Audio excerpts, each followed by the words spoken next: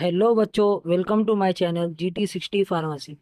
आज की इस वीडियो में हमने स्टार्ट किया है ह्यूमन एनाटॉमी एंड फिजियोलॉजी, जो सब्जेक्ट है बी फार्मेसी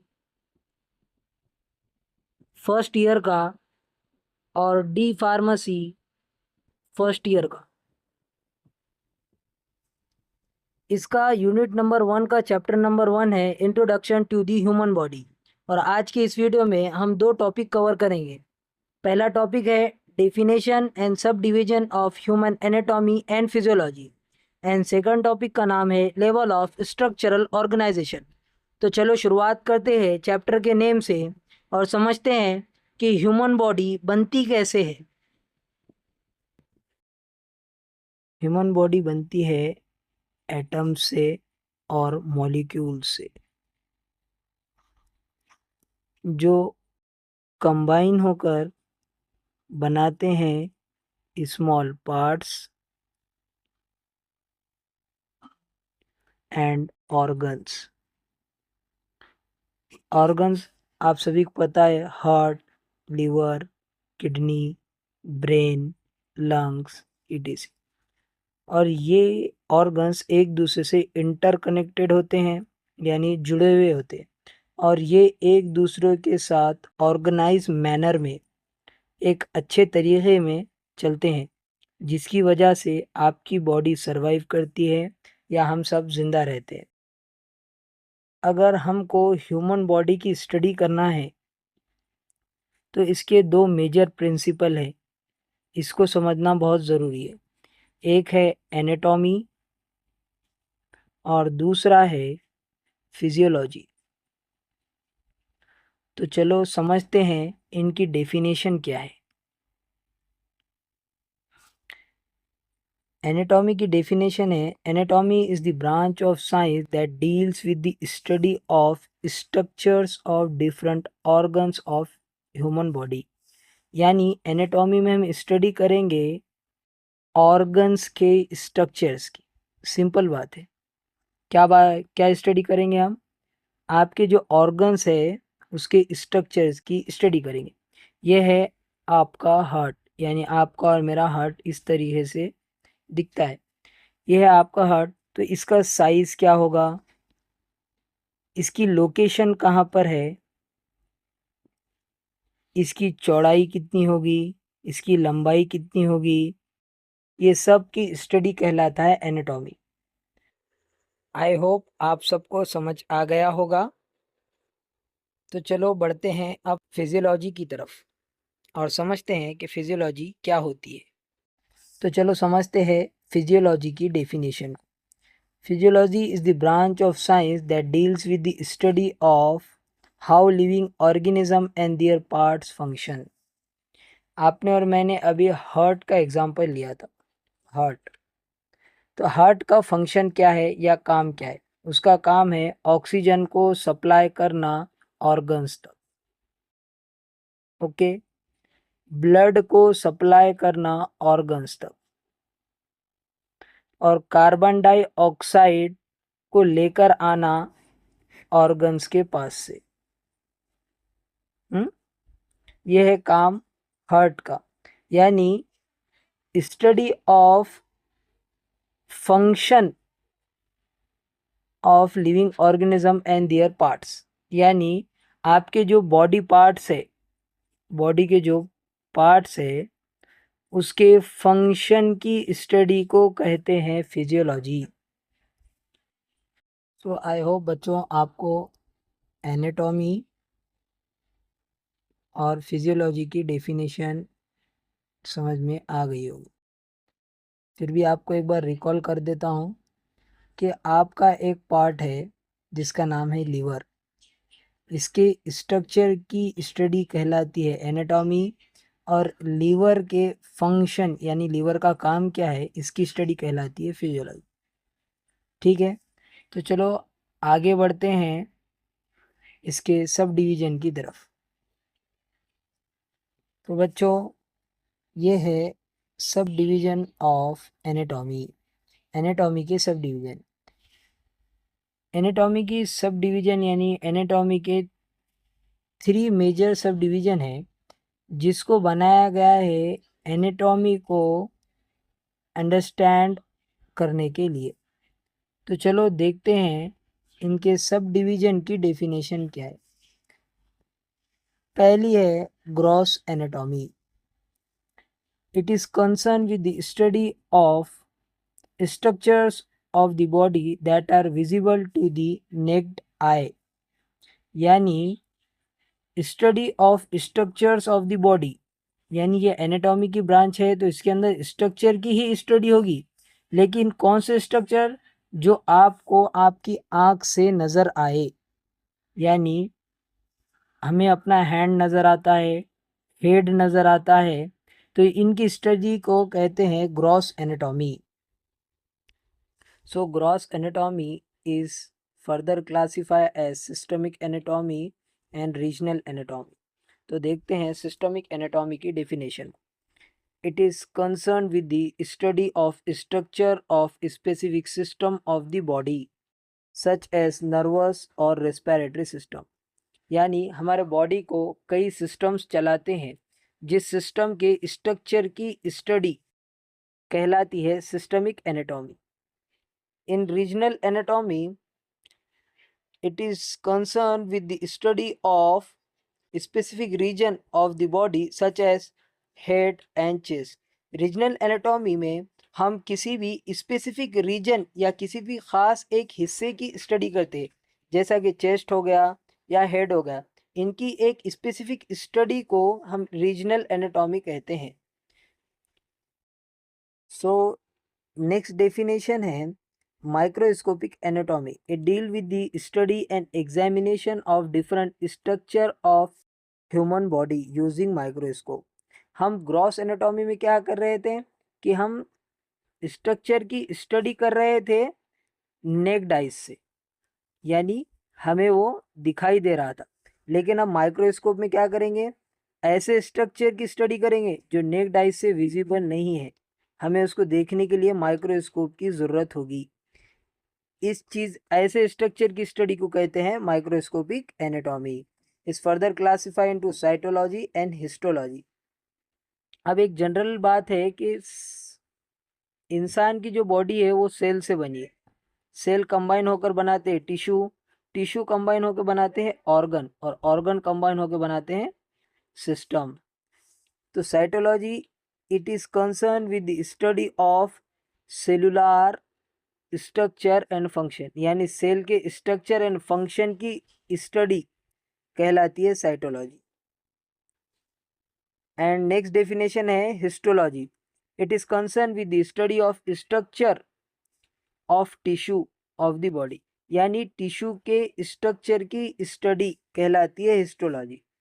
तो चलो नेक्स्ट डेफिनेशन की तरफ बढ़ते हैं। तो नेक्स्ट डेफिनेशन जो है वो है अदर सब डिवीजन में 4 डेफिनेशंस है। Developmental biology, embryology, pathological anatomy और रेडियोग्राफी एनाटॉमी। ये एक दूसरे से इंटरकनेक्टेड है, तो इसे हम लास्ट में देखेंगे। पहला है radiographic anatomy. It is concern with the study of body structure that can be examine with X ray, यानी ऐसे बॉडी स्ट्रक्चर्स की स्टडी जो एक्सरे से एग्जामिन किया गया हो या जो एक्सरे से देखा गया हो, इस चीज़ की स्टडी को कहते हैं रेडियोग्राफिक एनाटॉमी। सेकंड डेफिनेशन है pathological anatomy. It is concern with the study of structural changes associated with particular disease, यानी स्ट्रक्चर में चेंज होना किसी पर्टिकुलर डिसीज की वजह से, ऐसी स्टडी को कहते हैं पैथोलॉजिकल एनाटॉमी। तो नेक्स्ट डेफिनेशन है embryology. It is concern with the study of formation, early growth and development of living organism. Early growth यानी जो फ्यूटस के अंदर ग्रोथ होती है, 9 मंथ तक जो चाइल्ड की जो ग्रोथ होती है, उस ग्रोथ में जो जो चेंजेस हो गए स्ट्रक्चर के अंदर, उसकी स्टडी को कहते हैं एम्ब्रियोलॉजी। नेक्स्ट डेफिनेशन है developmental biology. It is concern with the study of complete development of an individual from fertilization to the development of an egg and its full structure, यानी जो egg होता है उसका जब फर्टिलाइजेशन होगा और वो 9 मंथ तक ये फीटस के अंदर होगा, वहाँ से लेकर तो अडल्ट यानी फुल ग्रो, यानी जहाँ पर इंसान की बॉडी की ग्रोथ रुक जाती है, वहाँ तक की स्टडी को कहते हैं डेवलपमेंटल बायोलॉजी। अब एम्ब्रियोलॉजी और डेवलपमेंट बायोलॉजी में डिफरेंस इतना है कि एग के फर्टिलाइजेशन से फीटस में 9 मंथ तक की स्टडी को कहते हैं एम्ब्रियोलॉजी, और एग के फर्टिलाइजेशन से तो अडल्ट यानी इंसान की जब तक ग्रोथ होती है, उसका जो भी बॉडी पार्ट जब तक बढ़ते हैं, वहाँ तक की स्टडी को कहते हैं डेवलपमेंटल बायोलॉजी। सो ये था एनाटॉमी की डेफिनेशन और इसके सब डिवीज़न। तो चलो बढ़ते हैं अब फिजियोलॉजी की डेफिनेशन और उसके सब डिवीज़न की तरफ। फिजियोलॉजी मीन्स किसी भी बॉडी पार्ट्स के फंक्शन की स्टडी करना। ओके, तो चलो देखते हैं इसके सब डिवीज़न। तो पहली डेफिनेशन है respiratory physiology. It is concern with the study of functioning of lungs and air passageways, यानी लंग्स के और एयरवे पैसेजवेज के फंक्शन की स्टडी कहलाती है respiratory physiology. Okay, second definition है renal physiology. It is concern with the study of functioning of kidney, यानी kidney के फंक्शन यानी किडनी के काम करने की स्टडी को कहते हैं रीनल फिजियोलॉजी। डेफिनेशन है exercise physiology. It is concern with the study of functioning of changes in cell and organ function as result of muscular activity, यानी फंक्शन के अंदर चेंजेस होना, किसके, सेल और ऑर्गन के फंक्शन के अंदर चेंजेस होना, किसकी वजह से, एक्सरसाइज या मस्कुलर एक्टिविटी की वजह से, वो कहलाता है एक्सरसाइज फिजियोलॉजी। यानी आप एक्सरसाइज कर रहे हैं तो आपके सेल में या आपके ऑर्गन के फंक्शन में जो भी चेंजेस होंगे उसकी स्टडी कहलाती है एक्सरसाइज फिजियोलॉजी। तो चलो बढ़ते हैं और एक नई डेफिनेशन की तरफ। Neurophysiology. It is concern with the study of functioning of nervous system.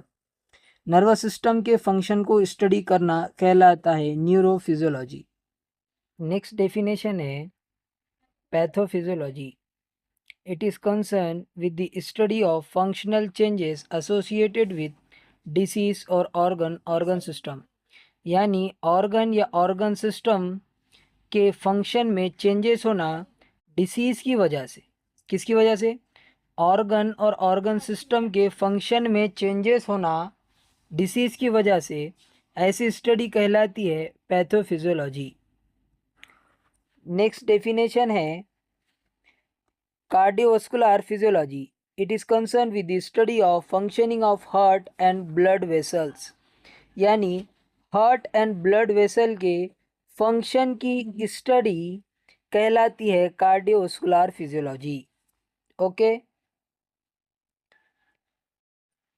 Next definition है endocrinology. It is concern with the study of hormones and how they control body function, यानी स्टडी करना hormones और वो किस तरह से body function को control करता है, इस स्टडी को कहते हैं एंडोक्रिनोलॉजी। यानी हार्मोन्स और वो हमारे बॉडी के फंक्शन को किस तरह से कंट्रोल करता है, उसकी स्टडी कहलाती है एंडोक्रिनोलॉजी। नेक्स्ट डेफिनेशन है इम्यूनोलॉजी। इम्यूनोलॉजी को समझने से पहले हम समझेंगे कि ये है हमारी बॉडी और ये है डिसीज़। हमारे बॉडी में डिसीज़ होता है एक एजेंट की वजह से, जो बाहर से हमारे बॉडी के अंदर इंटर होता है, और वो जब बॉडी के अंदर इंटर होता है तो हमारे बॉडी में डिसीज़ होता है। तो नेचुरली बॉडी के अंदर एक डिफेंस मैकेनिज़्म होता है जो इस एजेंट को रोकता है डिसीज करने से, यानी डिसीज कॉजिंग एजेंट को रोकना ये काम है डिफेंस मैकेनिज्म। तो आई होप आपको समझ आ गया होगा। तो चलो बढ़ते हैं इम्यूनोलॉजी की डेफिनेशन की तरफ। It is concern with the study of defence mechanism of body against disease causing agent, यानी इसके अंदर हम स्टडी करेंगे डिफेंस मैकेनिज्म को जो डिसीज कॉजिंग एजेंट के अगेंस्ट में होगा। आई होप आप सबको ये बहुत अच्छी तरीके से समझ आ गया होगा। तो हमने देखा है अब तक फिजियोलॉजी की डेफिनेशन, एनाटॉमी की डेफिनेशन, एनाटॉमी के सब डिवीज़न और फिजियोलॉजी के सब डिवीज़न को। अब आगे बढ़ते हैं और हमारे दूसरे टॉपिक का नाम है लेवल ऑफ स्ट्रक्चरल ऑर्गेनाइजेशन। तो आज का टॉपिक का नाम है लेवल ऑफ स्ट्रक्चरल ऑर्गेनाइजेशन, या हम इसे इस तरह भी कह सकते हैं कि लेवल ऑफ ह्यूमन बॉडी।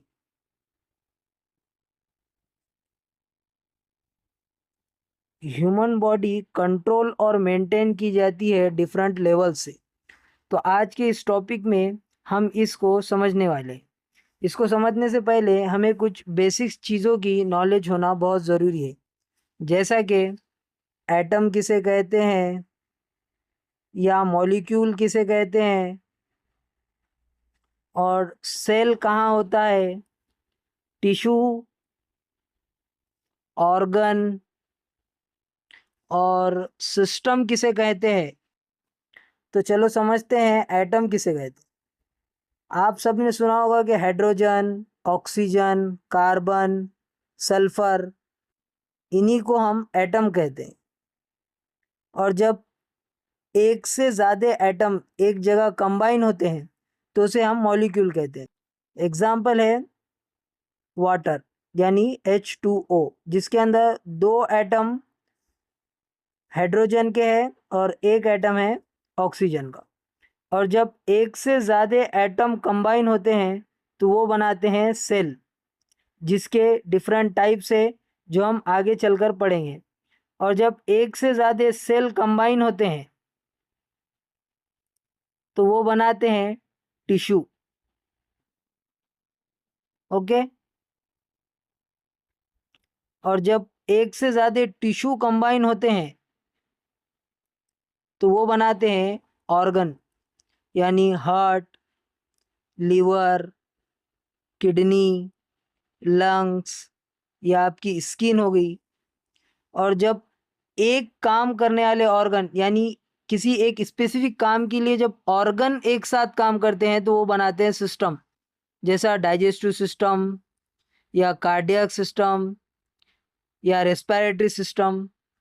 और जब सिस्टम एक साथ काम करते हैं तो वो बनाते हैं ऑर्गेनिज्म, यानी ह्यूमन बॉडी। आई होप आपको समझ आ गया होगा। और जिसको नहीं समझ में आया उनके लिए एक एग्ज़ाम्पल है। तो एग्ज़ाम्पल लेते हैं हम किसी एक बुक का, यानी ये है आपके अल्फ़ाबेट ABCD। ये आपको मैं पढ़ा नहीं रहा हूँ, एक एग्ज़ाम्पल दे रहा हूँ, यानी यहाँ से ही समझ लेते हैं। ये एक है वर्ड, ओके, ये मिलकर बनता है अल्फ़ाबेट से। और जब वर्ड्स अल्फ़ाबेट से मिलकर बनते हैं और वर्ड्स मिलकर बनाते हैं एक लाइन को, और जब एक से ज़्यादा लाइंस होते हैं तो वो बनाते हैं पैराग्राफ को। ओके। और जब एक से ज़्यादा पैराग्राफ मिलते हैं तो बनाते हैं बुक के एक पेज को। इसी तरह से हमारी बॉडी काम करती है। जब एटम्स एक साथ कंबाइन होते हैं तो वो बनाते हैं मॉलिक्यूल, और जब मॉलिक्यूल्स कंबाइन होते हैं तो बनाते हैं सेल, और जब सेल कंबाइन होते हैं तो बनाते हैं टिश्यूज़, और जब टिश्यू कंबाइन होते हैं तो बनाते हैं ऑर्गन को। और जब ऑर्गन एक साथ काम करते हैं तो वो किसी एक सिस्टम को बनाते हैं। और जब सिस्टम कभी एक स्पेसिफिक टास्क करता है तो उसे हम कहते हैं ऑर्गेनिज्म। तो आई होप आपको समझ आ गया होगा। तो चलो बढ़ते हैं अपने नोट्स की तरफ। तो हमने अब तक जो जो समझा उसको और अच्छे समझने के लिए इस डायग्राम को देखते हैं। मैंने क्या कहा था कि atoms are join together to form a molecule, यानी एक से ज़्यादा जब एटम्स एक साथ मिलते हैं या कंबाइन होते हैं तो बनाते हैं मॉलिक्यूल को। यहाँ पर हम देख सकते हैं, ये देखो एटम्स एक साथ मिलकर मॉलिक्यूल बना रहे हैं। और जब एक से ज़्यादा जब मॉलिक्यूल्स मिलते हैं तो वो बनाते हैं सेल को। ओके, यहाँ पर देख सकते हैं हम, ये सेल है। और जब एक से ज़्यादा जब सेल मिलते हैं तो वो बनाते हैं टिश्यू को। और जब एक से ज़्यादा टिश्यू मिलते हैं तो वो बनाते हैं ऑर्गन को। ये देख सकते हैं, ये ऑर्गन है, ये स्टमक है हमारा। स्टमक यानी ये पेट है। ये एक से ज़्यादा जब टिश्यूज मिलते हैं तो वो बनाते हैं ऑर्गन को। ओके, जब एक साथ ऑर्गन काम करते हैं तो वो बनाते हैं सिस्टम को, डाइजेस्टिव सिस्टम है। और जब एक साथ सिस्टम्स काम करते हैं तो वो बनाते हैं ऑर्गेनिज्म को, यानी ह्यूमन बॉडी को। आई होप आपको समझ आ गया होगा। तो चलो नोट्स की तरफ बढ़ते हैं। हमने जो भी चीज़ें अभी समझी हैं वो हमें लेवल ऑफ स्ट्रक्चरल ऑर्गेनाइजेशन को समझने के लिए काम आने वाली। तो चलो हम आगे बढ़ते हैं। The vital process of human body are controlled and maintained by different level of structural organization।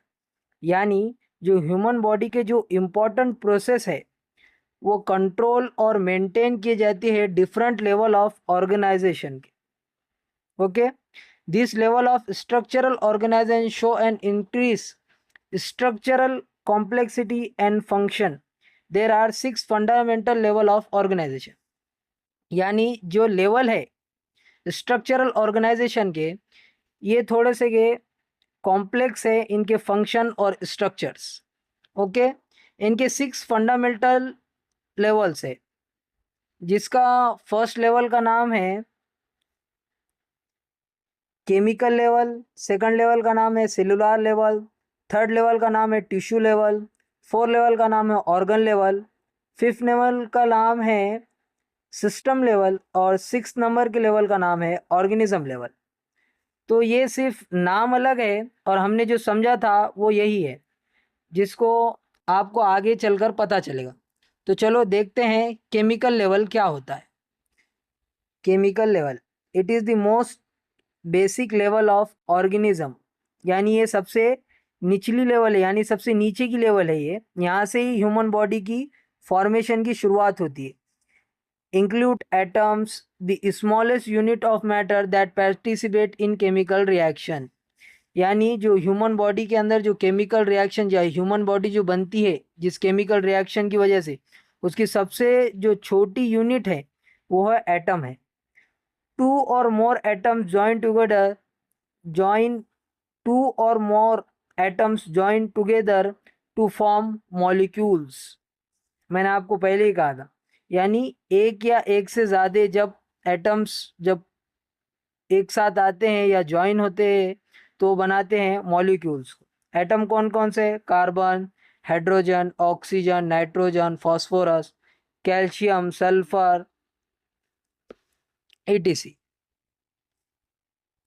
ये है केमिकल लेवल। केमिकल लेवल के अंदर हमने क्या देखा कि atoms join together to form molecule, यानी एटम्स एक साथ कंबाइन होकर बनाते हैं मॉलिक्यूल।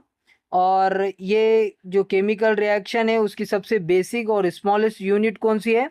एटम है। और एटम कौन कौन से है? Carbon, hydrogen. बस आपको केमिकल लेवल के अंदर इतना ही लिखना है। नेक्स्ट लेवल है cellular level. Cell constitutes the most basic structural and functional unit of human body. जैसा कि केमिकल रिएक्शन में सबसे बेसिक जो था लेवल, बेसिक यूनिट लेवल कौन सी थी? वो था एटम। और ह्यूमन बॉडी की जो सबसे बेसिक स्ट्रक्चरल फंक्शनल यूनिट कौन सा है? वो है सेल। और नेक्स्ट थिंग इसके अंदर मेंशन की गई कि different molecules combine together to form cell, यानी जो ग्रुप ऑफ मॉलिक्यूल्स है या एक से ज़्यादा जो मॉलिक्यूल्स है वो बनाते हैं सेल को। अब ह्यूमन बॉडी के अंदर डिफरेंट टाइप ऑफ सेल्स है, जैसा कि मसल सेल, नर्व सेल या इपिथेलियल सेल। इनको हम आगे समझेंगे। और इसके अंदर क्या बताया गया है कि each cell varies greatly in structure and function, each type of cell perform a specific task. यानी जो सेल है, जो डिफरेंट टाइप ऑफ सेल है, ये जो 3 टाइप की जो सेल है, इनका स्ट्रक्चर डिफरेंट है, इनका फंक्शन डिफरेंट है, और इन सब का एक डिफरेंट टास्क है। ओके, बस आपको इसके अंदर इतना ही लिखना है। नेक्स्ट जो लेवल है वो है tissue level. Tissue is a group of cells that work together to form a particular function। यानी टिश्यू बनती है ग्रुप ऑफ सेल्स से, और ये ग्रुप ऑफ सेल्स एक साथ काम करते हैं किसी पर्टिकुलर फंक्शन को परफॉर्म करने के लिए। Okay, human body contain 4 basic type of tissue. 4 type की ह्यूमन बॉडी के अंदर टिश्यू होती है। पहली है एपिथेलियल टिश्यू, दूसरी है कनेक्टिव टिश्यू, थर्ड नंबर की मस्कुलर टिश्यू, एंड लास्ट है नर्वस टिश्यू। आगे बढ़ते हैं। नेक्स्ट है organ level. Different types of tissue combine together to form an organ. यानी डिफरेंट टाइप्स के टिश्यू मिलकर ऑर्गन बनाते। Okay, organ are composed of 2 or more different types of tissue having specific function and recognizable shape। यानी organs बनते हैं 2 और 2 से ज़्यादा टाइप के टिश्यूज से मिलकर, जिनका फंक्शन और शेप अलग अलग होता है। ओके, इनका एग्जाम्पल है stomach, skin, bone, heart, liver, lungs and brain. Next है system level. A group of organs combine together to form a system. यानी ऑर्गन्स के ग्रुप मिलकर बनाते हैं सिस्टम को। Okay, the organs of a system work together to form a major physiological function of body. यानी system के जो organ है वो एक साथ काम करते हैं फिजियोलॉजिकल फंक्शन को परफॉर्म करने के लिए। फिजियोलॉजिकल फंक्शन यानी सांस लेना, रेस्पिरेटरी सिस्टम, या खाना हजम होना, डाइजेस्टिव सिस्टम, इसको फिजियोलॉजिकल फंक्शन कहते हैं। The human body comprises of 11 organ systems such as integumentary system, skeletal system, lymphatic system, digestive system, respiratory system, vascular system, nervous system, endocrine system, cardiovascular system, urinary system, reproductive system and special sensory system। ये हमारे body के अंदर systems होते हैं जो body को run करते हैं। इन सबको हम आगे चलकर बहुत ही डिटेल में पढ़ने वाले, तो खाली हमें इनके नाम याद रखना है अभी। तो चलो आगे बढ़ते हैं। सो नेक्स्ट है organism level. It is the highest level of structural organisation. यानी ऑर्गेनाइजेशन का ये सबसे हाईएस्ट लेवल है। Okay, all parts of human body functioning together constitute the total organism that is human body. यानी जब human body के all parts जब एक साथ काम करते हैं तो वो बनाते हैं ऑर्गेनिज्म को, यानी ह्यूमन बॉडी को। Okay, an organism is capable of independently performing vital function necessary for life। यानी इस सेंटेंस का मतलब ये है कि जो लाइफ के वास्ते जो इम्पोर्टेंस जो फंक्शन है वो ह्यूमन बॉडी किसी पे डिपेंड हुए बगैर कर सकती, जैसे कि सांस लेना। ओके, ये जो इम्पोर्टेंट फंक्शंस है वो इंसान किसी पे डिपेंड हुए बगैर भी कर सकता, यही कहना चाह रहा है। तो हमने देखा है level of structural organisation in human body. तो ये जो दिखने में जितना हार्ड है वो उतना है नहीं। खाली आपको क्या करना है, इनके खाली ये 6 नाम याद करना है, और यहाँ से इसमें लिखना है कि atom combine together to form molecule, molecule combine together to form cell, cell combine together to form tissue, tissue combine together to form organ, organ combine together to form system, and system combine together to form organism. Okay, simple है। अब इसके अंदर कुछ line add कर देना है, जैसा कि it is the most basic level of organisation, इसके वास्ते लिख सकते। इसके आते it is second level of organisation, it is third level of organisation. ऐसे आपको इसके अंदर ऐड लाइन कर देना है। और कुछ एग्जाम्पल, जैसा कि इसके अंदर हम एटम के एग्जाम्पल लिख देंगे, हाइड्रोजन, कार्बन, ऑक्सीजन। अब आप इसके अंदर क्या ऐड करेंगे, इसके अंदर हम लिखेंगे सेल के टाइप, इसके अंदर टिश्यू के टाइप, इसके अंदर ऑर्गन्स के नाम, सिस्टम्स के नाम।